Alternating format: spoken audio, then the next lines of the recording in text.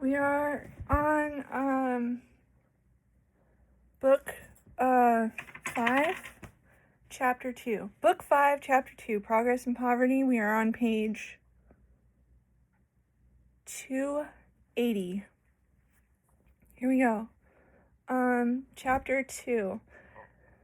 The persistence of poverty amid advancing wealth.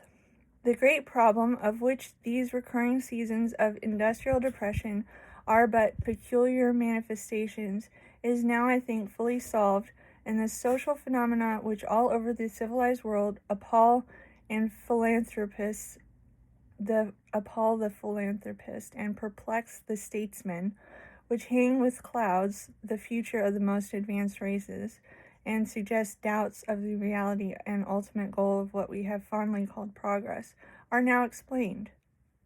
The reason why, in spite of the increase of productive power, wages constantly tend to a minimum, which will give but a bare living, is that, with increase in productive power, rents tend to even greater increase, thus producing a constant tendency to the forcing down of wages.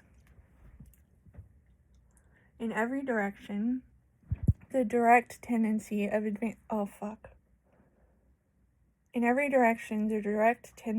advancing civilization is to increase the power of human labor to satisfy human desires, to extirpate poverty, and to banish want and fear of want. All the things in which progress consists, all the conditions which progressive communities are striving for, have for their direct all the things in which progress consists, all the conditions which progressive communities are striving for, have for their direct and natural result the improvement of the material and consequently the intellectual and moral condition of all within their influence. The growth of population, the increase and extension of exchanges, the discoveries of science, the march of invention, the spread of education, the improvements of government, the amelioration of manners, considered as material forces, have all a direct tendency to increase the productive power of labor. Not of some labor, but of all labor. Not in some departments of industry, but in all departments of industry. For the law of the production of wealth in society is the law of each for all and all for each. But labor cannot reap the benefits which advancing civilization thus brings, because they are intercepted. Land being necessary to labor and being reduced to private ownership, every increase in the productive power of labor but increases rent. The price that labor must pay for the opportunity to utilize its powers, and thus all the advantages gained by the march of progress, go towards the owners of land, and wages do not increase. Wages cannot increase. For the greater the earnings of labor, the greater the price that labor must pay out in its earnings for the opportunity to make any earnings at all. The mere laborer has thus no more interest in the general advance of productive power than the Cuban slave has in the price of sugar. And just as an advance in the price of sugar may make the condition of the slave worse by inducing the master to drive him harder, so may the condition of the free laborer be positively as well as relatively changed for the worse by increase in the productive power of his labor.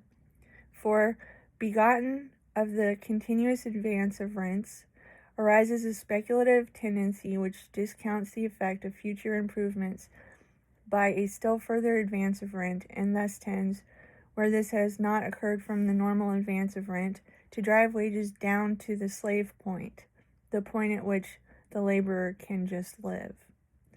And thus robbed of all the benefit of the increase in productive power, labor is exposed to certain effects of advancing civilization, which, without the advantages of that naturally accompany them, are positive evils, and of themselves tend to reduce the free laborer to the helpless and degraded condition of the slave. For all improvements which add to productive power as civilization advances consist in or necessitate a still further subdivision of labor, and the efficiency of the whole body of laborers is increased at the expense of the independence of their constituents. The individual laborer acquires knowledge of and skill in but an infinitesimal part of the varied processes which are required to supply even the commonest wants. The aggregate produce of the labor of a savage tribe is small, but each member is capable of an independent life. He can build his own habitation, hew out or stitch together his own canoe, make his own clothing, manufacture his own weapons, snares, tools, and ornaments. He has all the knowledge of nature possessed by his tribe. He knows what vegetable productions are fit for food and where they may be found, knows the habits and resorts of the beasts, birds, fishes, and insects, can pilot himself by the sun or the stars, by the turning of blossoms or the mosses on the trees, is, in short, capable of supplying all his wants.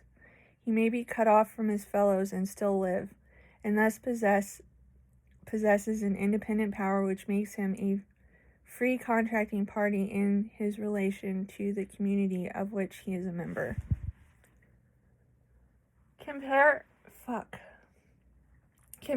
with this savage the laborer in the lowest ranks of civilized society, whose life is spent in producing but one thing, or oftener, but the infinitesimal part of one thing, out of the multiplicity of things that constitute the wealth of society, and go to supply even the most primitive wants,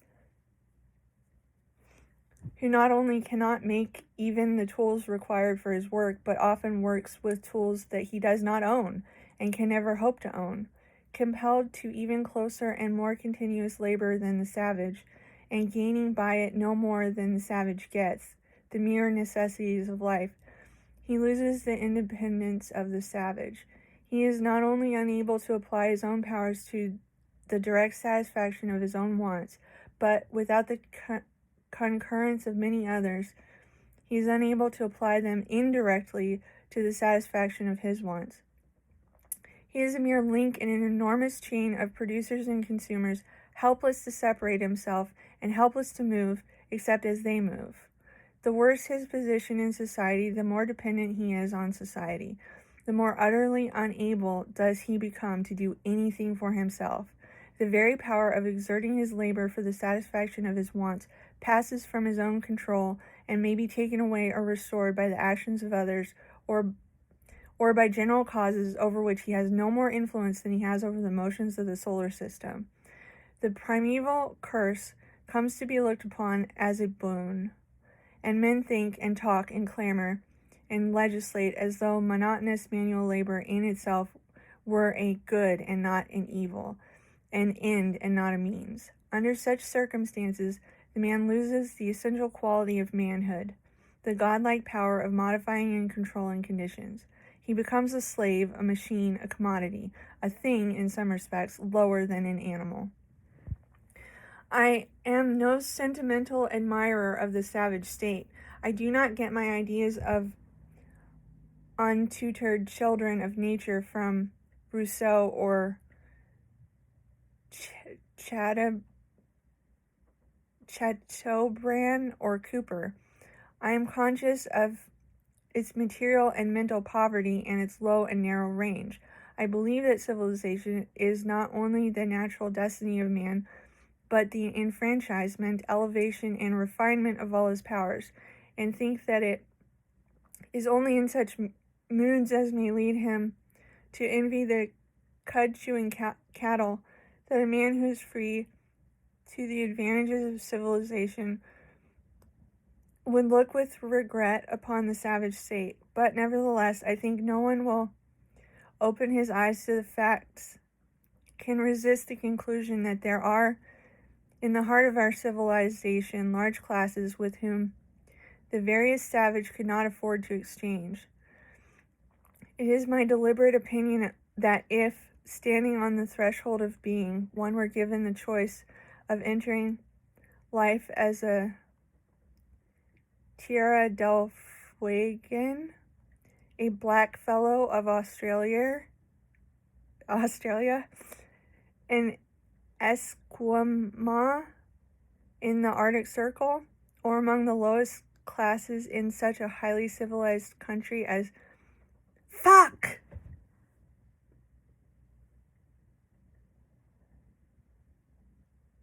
Okay, cool. I found it again. Or among the lowest classes in such a highly civilized country as Great Britain, he would make infinitely the better choice to selecting the lot of savages. For those classes who in the midst of wealth are condemned to suffer all the privations of the savage without his sense of personal freedom. They are condemned to more than his narrowness and littleness, without opportunity for the growth of his rude virtues. If their horizon is wider, it is but to reveal blessings they cannot enjoy. There are some to whom this may seem like an exaggeration, but it is only because they have never suffered themselves to realize the true condition of those classes upon whom the front heel of modern civilization presses with full force. As de Tocqueville observes in one of his letters to somebody switching, we so soon become used to the thought of want that we do not feel that an evil which grows greater to the sufferer the longer it lasts becomes less to the observer by the very fact of its duration. And perhaps the best proof of the justice of this observation is that in cities where there exists a pauper class and a criminal class, where young girls shiver as they sew for bread, and tattered and barefooted children make a home in the streets, money is regularly raised to send missionaries to the heathen. To the heathen. That does repeat twice. Okay. It would be laughable if it were not so sad. Baal no longer stretches forth his hideous sloping arms, but in Christian lands, mothers slay their infants for a burial fee. And I challenge the production from any authentic accounts of savage life of such descriptions of degradation as are to be found in official documents of highly civilized countries and reports of sanitary commissioners and inquiries into the conditions of the laboring poor. The simple theory which I have outlined, if indeed it can be called a theory, which is but the recognition of the most obvious relations, explains this conjunction of poverty with wealth, of low wages with high productive power, of degradation amid enlightenment, of virtual slavery and political liberty. It harmonizes as results flowing from a general and inexorable law, facts otherwise most perplexing, and exhibits the sequence and relation between phenomena that without reference to it are diverse and contradictory. It explains why interest and wages are higher in new than in older communities, though the average, as well as the aggregate, production of wealth is less. It explains why improvements which increase the productive power of labor and capital increase the reward of neither. It explains what is commonly called the conflict between labor and capital, while proving the real harmony of interest between them. It cuts the last inch of ground from under the fallacies of protection, while showing why free trade fails to benefit permanently the working class. It explains why want increases with abundance and wealth tends to greater and greater aggregations. It explains the periodically recurring depressions of industry without recourse either to the absurdity of overproduction or the absurdity of overconsumption. It explains the enforced idleness of large numbers of would-be producers which want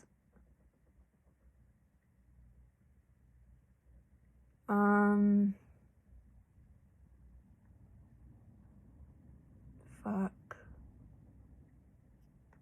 I lost it. I lost my place.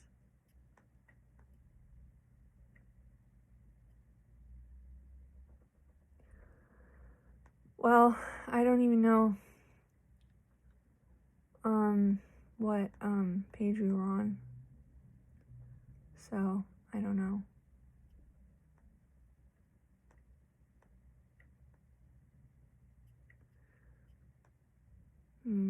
I don't know.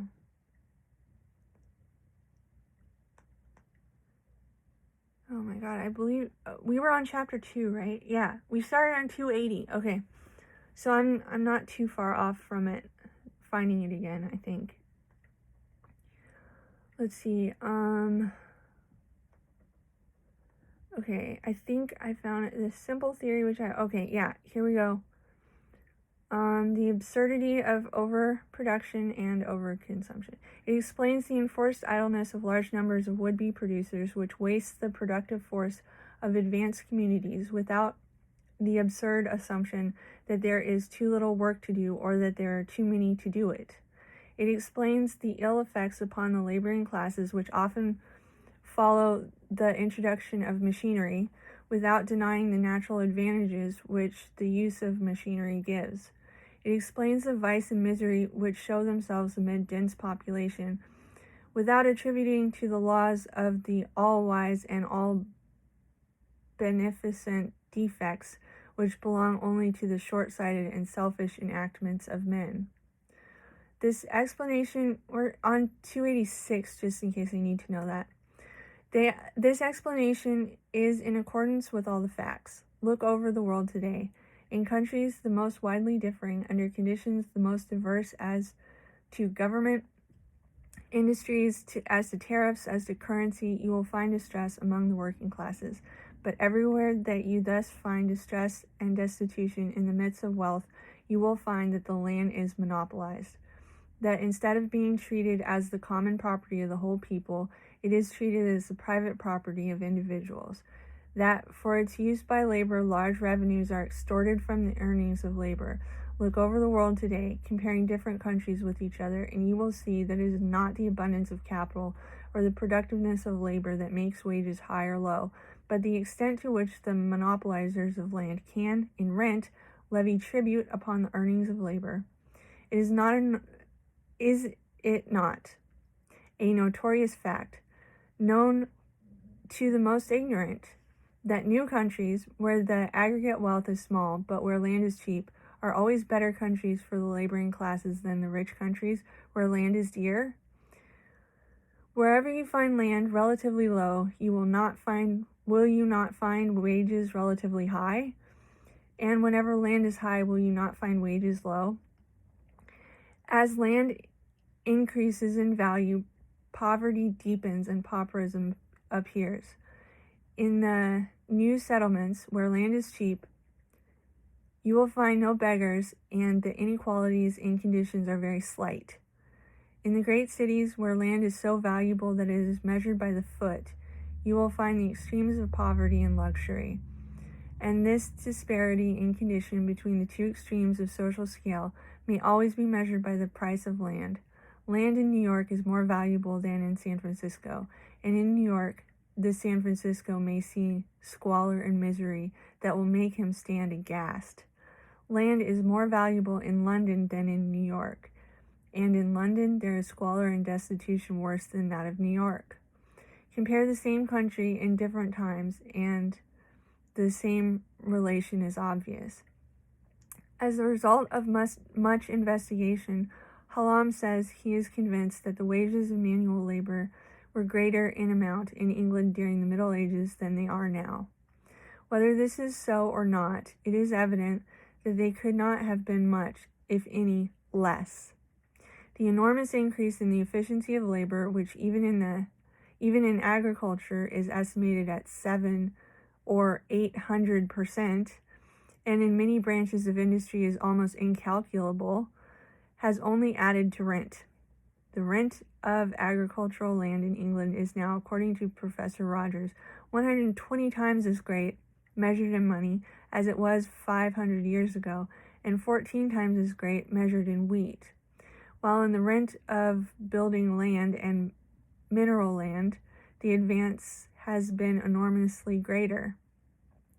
According to the estimate of Professor Fawcett, the capitalized rental value of the land of England is now amounts to 4,500,000,000, or I don't know. I can't read why couldn't you just spell out the goddamn numbers?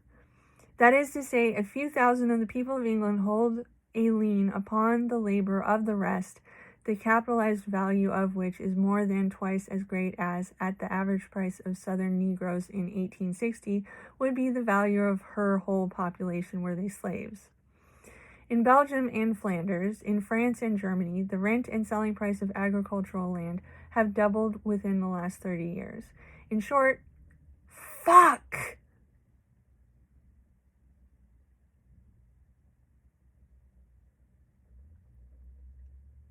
I hate this. It just jumps.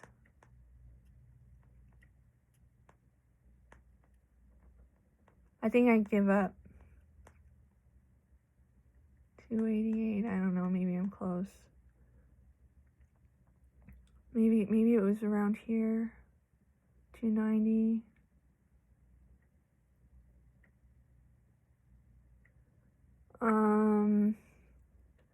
Looking at the price of in Belgium and Flanders, in France and Germany, the rent and selling price of agricultural land have doubled within the last 30 years. In short, increased power of production has everywhere added to the value of land. Nowhere has it added to the value of labor.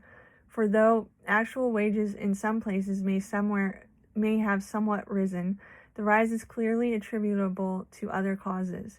In more places they have fallen, that is, where it has been possible for them to fall, for there is a minimum below which laborers cannot keep up their numbers, and everywhere wages, as a proportion of the produce, have decreased. How the Black Death brought about the great rise of wages in England in the 14th century is clearly discernible in the efforts of the landholders to regulate wages by statute. That awful reduction in population, instead of increasing, really reduced the effective power of labor, there can be no doubt. But the lessening of competition for land still more greatly reduced rent, and wages advanced so largely that force and penal laws were called in to keep them down. The reverse effect followed the monopolization of land that went on in England during the reign of Henry eight, I guess, I don't know, in the enclosure of commons and the division of the church lands between the panders and parasites who were thus enabled to found noble families. The result was the same as that to which a speculative increase in land values tends. According to Malthus, who in his Principles of Political Economy mentions the fact without connecting it with land tenures, in the reign of Henry VIII, half a bushel of wheat would purchase but little more than a day's common labor. But in the latter part of the reign of Elizabeth, half a bushel of wheat would purchase 3 days' common labor. I can hardly believe that the reduction in wages could have been so great as this comparison would indicate, but that there was a reduction in common wages and great distress among the laboring classes is evident from the complaints of sturdy vagrants and the statutes made to suppress them. The rapid monopolization of the land, the carrying of the speculative rent line beyond the normal rent line, produced tramps and paupers, just as like effects from like causes have lately been evident in the United States. Land which went heretofore for 20 or 40 pounds a year, said Hugh Latimer, now is let for 50 or 100. My father was a yeoman, and had no hands of his own, only he had a farm at a rent of 3 or 4 pounds by the year at the uttermost, and thereupon he tilled so much as kept 6 men. He had walk for 100 sheep, and my mother milked 30 kine. He was able and did find the king a hardness with himself and his horse when he came to the place that he should receive the king's wages. I can remember that I buckled his harness when he went to the Blackheath field. He kept me to school. He married my sisters with £5 apiece, so that he brought them up in godliness and fear of God. He kept hospitality for his neighbors, and some alms he gave to the poor. And all this he did of the same farm, where he that now hath it payeth 16 pounds rent or more by year, and is not able to do anything for his prince, for himself, nor for his children, nor to give a cup of drink to the poor. In this way, said Sir Thomas More, referring to the ejectment of small farmers which characterized this advance of rent, it comes to pass that these poor wretches, men, women, husbands, orphans, widows, parents with little children, householders greater in number than in wealth, all of these emigrate from their native fields without knowing where to go. And so, from the stuff of the Latimers and Moores, from the sturdy spirit that amid the flames of the Oxford stake cried, "Play the man, Master Ridley," and the mingled strength and sweetness that neither prosperity could taint, nor the acts of the executioner abash, were evolved thieves and vagrants. The mass of criminality and pauperism that still blights the innermost petals and preys a gnawing worm at the root of England's rose. But it were as well to cite historical illustrations of the attraction of gravitation. The principle is as universal and as obvious. That rent must reduce wages is as clear as that the greater the subtractor, the less the remainder.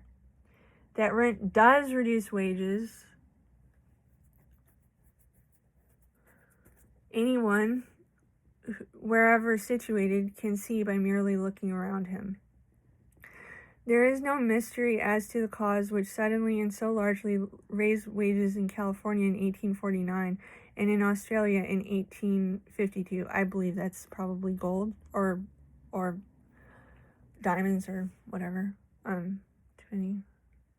1849, that would be gold rush. So yeah, it was the discovery of the placer mines in unappropriated land to which labor was free that raised the wages of cooks in San Francisco restaurants to $500 a month, and left ships to rot in the harbor without officers or crew until their owners would consent to pay rates that in any other part of the globe seemed fabulous.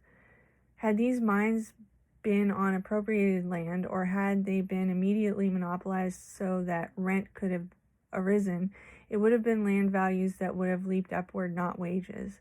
The Comstock lode has been richer than the placers, but the Comstock lode was readily monopolized, and it is only by virtue of the strong organization of the Miners' Association and the fears of the damage which it might do that enables men to get $4 a day for parboiling themselves 2,000 feet underground, where the air that they breathe must be pumped down to them.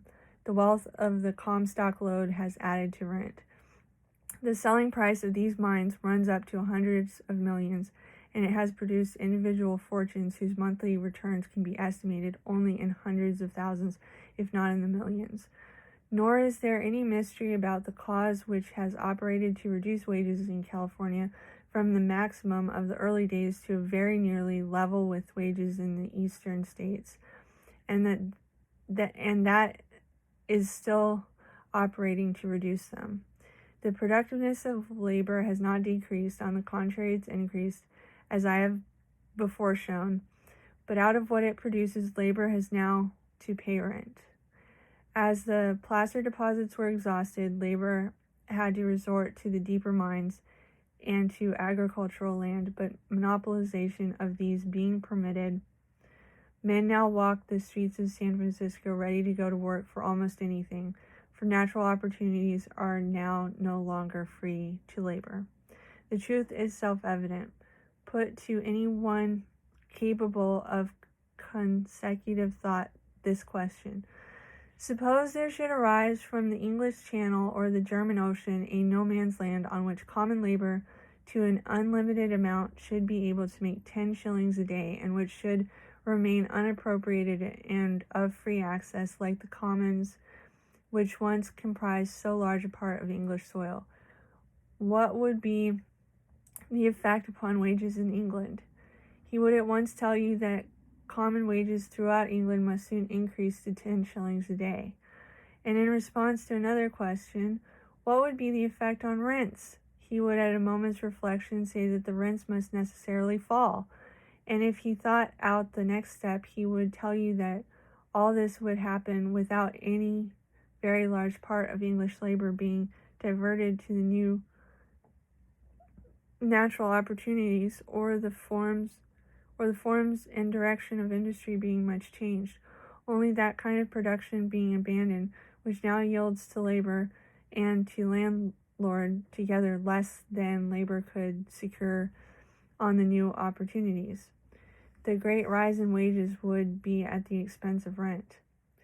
Now take the same man or another, some hard-headed businessman who has no theories but knows how to make money. Say to him, here is a little village. In 10 years it will be a great city. In 10 years the railroad will have taken the place of the stagecoach and electrical light of the candle. It will abound with all the machinery and improvements that will so enormously multiply the effective power of labor. Will in 10 years interest be any higher? He will tell you no. Will the wages of common labor be any higher? Will it be easier for a man who has nothing but his labor to make an independent living? He will tell you no. The wages of common labor will not be any higher. On the contrary, the chances are that they will be lower. It will not be easier for the mere laborer to make an independent living. The chances are that it will make it harder. What then will be higher? Rent, the value of land. Go get yourself a piece of ground and hold possession. And if under such circumstances you take his advice, you need do nothing more. You may sit down and smoke your pipe. You may lie around like the Lazzaroni of Naples or the lepers of Mexico. You may go up in the balloon or down a hole in the ground, and without doing one stroke of work, without adding one iota to the wealth of the community, in 10 years you will be rich. In the new city you may have a luxurious mansion, but among its public buildings will be an almshouse. I'm stopping. It's not even the end, but it's 2:92. I'm stopping.